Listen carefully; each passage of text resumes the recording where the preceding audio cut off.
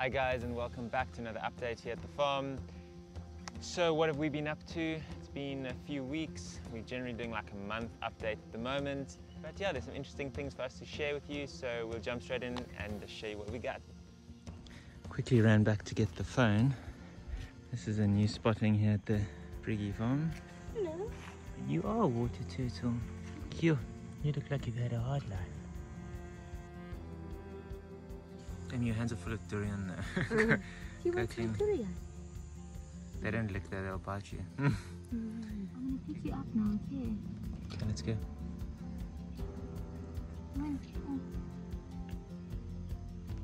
I'm going to take you to the water. Come on. It's the first time you're flying. Can you hear the water? So there's a crowd is there. Thirsty. I hope it's a water turtle.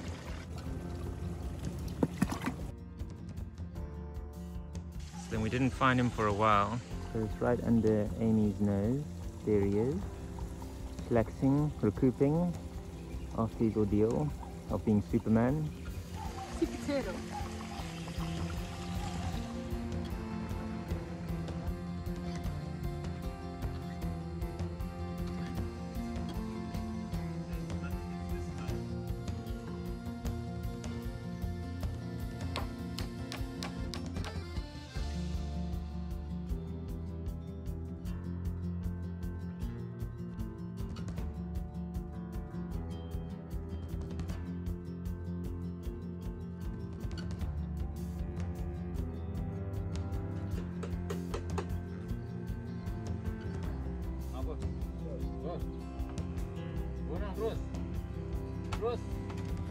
Simple leverage, looking up like a tiny piece of house.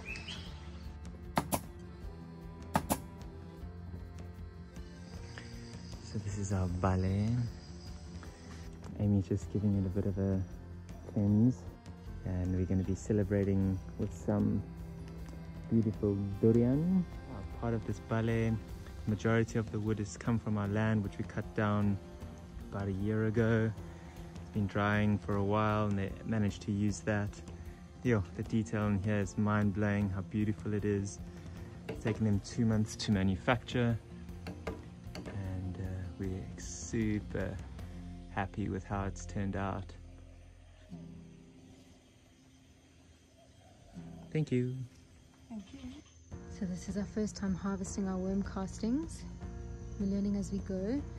We had tried to put the fruit on one side and blocked it off with this bag so that the light would hit the other side to attract all the worms to the one side. But there still seem to be a lot of worms in the bulk of the worm castings. It probably means that there's still lots of food for them to eat.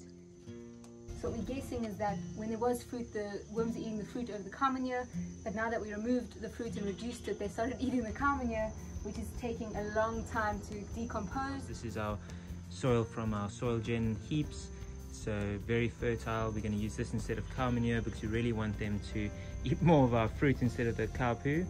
So we're going to give this a go and see how it goes.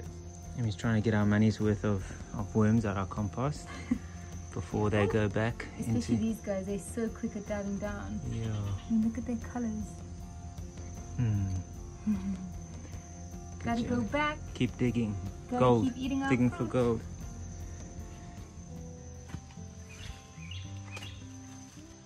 So a few things that I'm learning with the soil gen that we're doing. We made circles instead of long rectangles, which I think worked better. But in hindsight, with the quantity of produce that we put on, our circles were maybe too big. Especially the one lower down was even bigger than this one.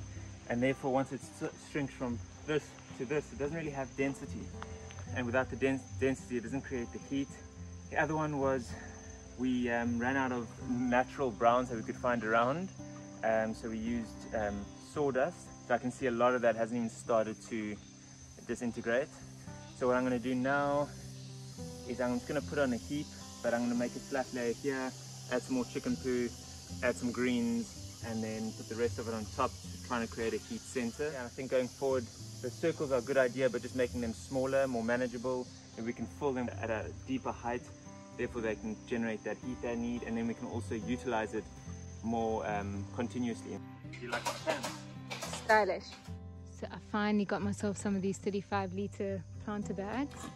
We're going to do about 30% of our soft soil from the land, mixed with some activated charcoal that Chris made from bamboo, and then next we're going to add about 70% of our homemade compost soil made here on the land, decomposted over 2 months. So here's our delicious compost soil. How's it looking? Yo, look at that. It's beautiful. Sure. And if you squeeze it in your hand, it should bind nicely. Yep. Yeah, that's good. Oh, look at this guy. Yo, is that pearl color? These guys are always in the compost. It's a really good sign.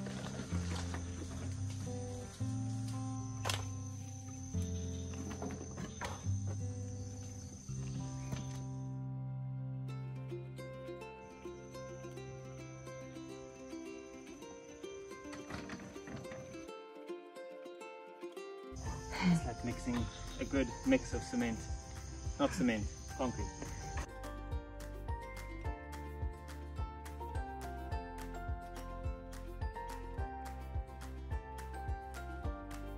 Got yourself some new wheels. This is our new wheelbarrow wheel, and this time it's a rubber, not an air one, so we don't have to keep pumping it up. So glad I got this colour.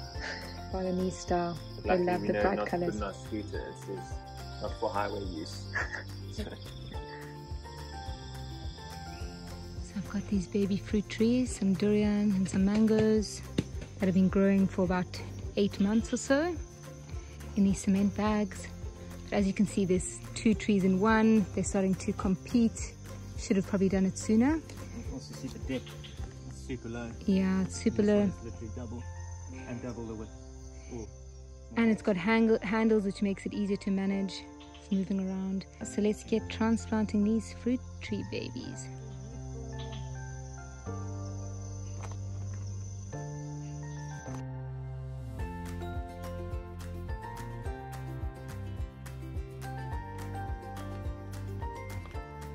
So my nursery extension is about halfway complete. As you can see, the floors and the pillars have been done. We just got to add a clear roof cover on here, because in the dry season everything's fine, but when the rainy season comes, the small fruit trees will just not survive here and it just becomes unmanageable. I've moved all my teak trees down here. I've transplanted... Sorry. So as you can see, I've moved all my teenage fruit trees down here. Some of them I've transplanted from smaller pots into the bigger ones, the 35 litres, because they could end up being in here for a year or a couple of years, depending on when space opens up for more fruit trees. I've got some avocado, some durian, some mangoes that have all been grown from seed, from fruits that we've eaten, which is amazing. This mango, which is probably just under 1 meter tall, I can see is not shooting out any lateral branches. So I'm trying to learn a bit more about how to train these fruit trees so that we can get optimal productivity. We don't want huge mango trees that are going to shade out our land. So I've asked a few of my friends who are more knowledgeable in this space, and I'm also looking to read a few books, because while they're still young, we want to be able to do any corrective measures that we can, so that we can get not only optimal productivity, but also the size and shape that would be most suitable for our land. If you guys have any tips to share on how to train these mango and avocado trees, and even the durian trees, then please feel free to share with us. Yes, they are so cool.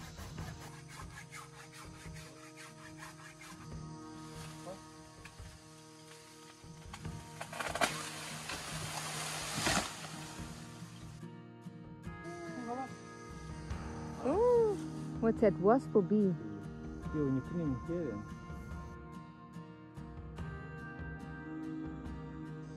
And we've been wanting to put beehives up in the trees, and so maybe this is the sign we were waiting for. So it's the day after we unexpectedly exposed this beehive at the base of this dead tree. Oh, the bees are gone. Oh no. Oh no. That's sad. We're sorry, bees. Looks like the ants have taken all of the honey. So I've come back to visit the beehive or the leftover honeycomb. I'm feeling rather sad today about what happened with the bees. As I came back, there were all these black and yellow flowers which weren't here earlier. And it's right by where the bees were, which feels like a little message of love from them. And yeah, it actually brought tears to my eyes. So we've just been shopping at our local river spot, getting some beautiful moss and little ferns to plant around our stream. Got some of this beautiful ground cover. We hope it's not an invader weed. So these are the treasures that we found on our foraging mission to the river yesterday. Some moss, we want to add these to our stream, and Chris wants to make a little moss garden. And some bird nest ferns, some of these beautiful other ferns that grow nice and big, some ground cover, some hanging plants that I want to pot. And this is why I'm needing more space, because this place is getting crowded. So with some unexpected heavy rain for about a week or so in the dry season, we figured we definitely needed to put up some cover over my new tomato plants, especially because they were still young when we planted them.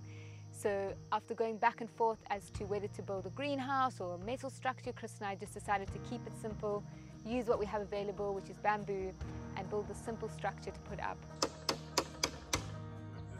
So round 3, now we're gonna just put up these temporary sort of trellises for the tomatoes. Yeah, let's see how it goes. Trial and error. Still can't beat it.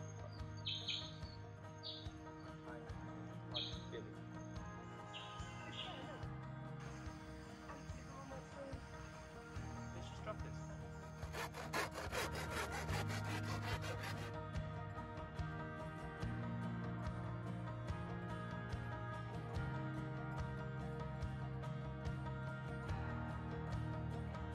And then I decided to use the same method as I used before with this twine to support the tomato plants. They're growing along nicely, haven't started fruiting yet, they're still young, and I'm busy growing some more seedlings to add to this and to replace these when needed.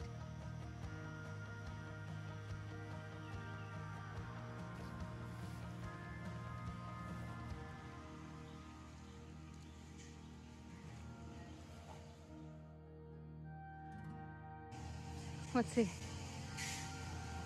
Yo, I was so close to hurting him. Oh, ew, hiding in the pintos. But isn't that knife too sharp? No, just be too close. Wakey, wakey!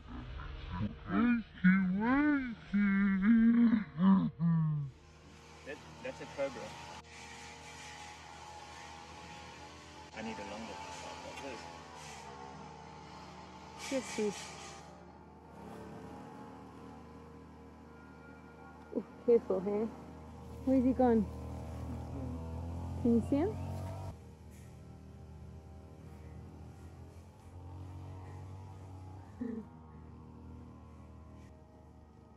See the neighbor?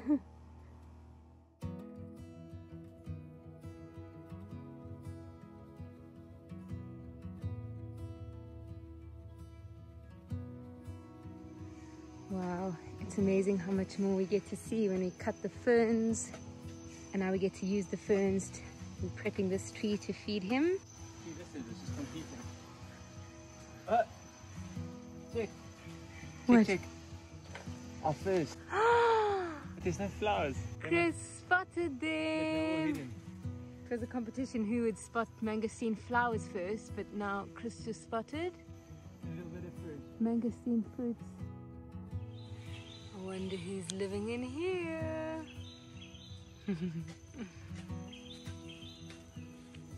Can I tell you something? I love gardening with you. I do all the work. I'm joking.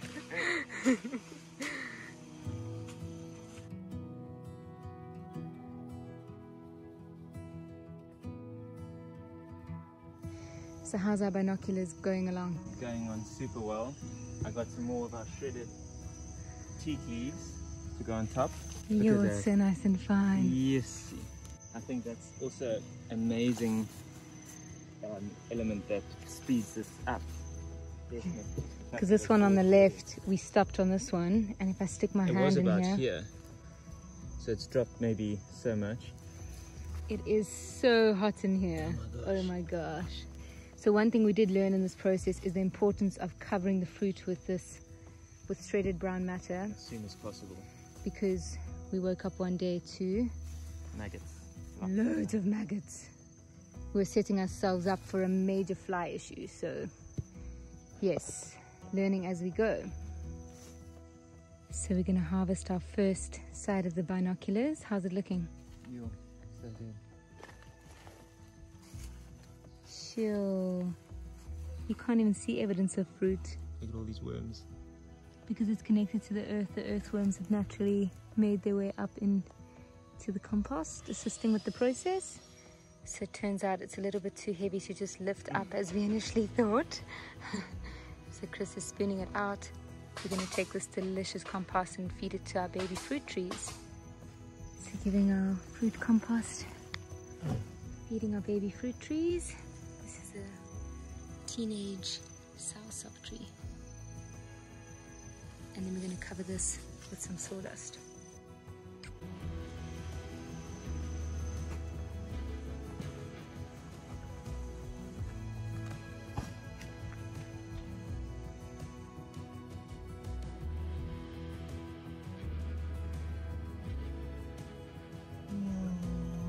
Wow, pop.